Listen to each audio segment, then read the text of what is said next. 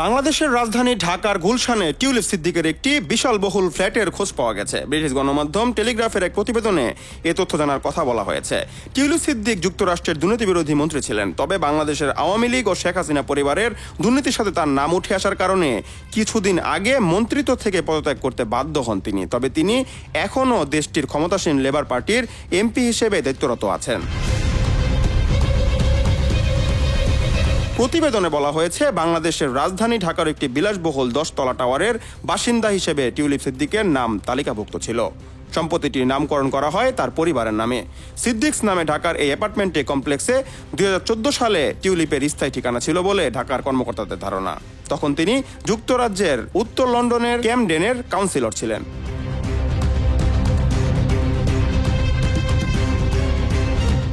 উল্লেখ্য, প্রায় 1 মাস আগে যুক্তরাজ্যের সিটি মিনিস্টারের পদ থেকে পদত্যাগ করেন টিউলিপ সিদ্দিক। তিনি এখনও সম্পত্তি সংক্রান্ত বিষয়সহ বাংলাদেশে তার খালা শেখ হাসিনা স্বৈরাচারের সাথে যোগসূত্র নিয়ে প্রশ্নের সম্মুখীন হয়েছেন। Asiful Hossain Arnab, news 21 news desk.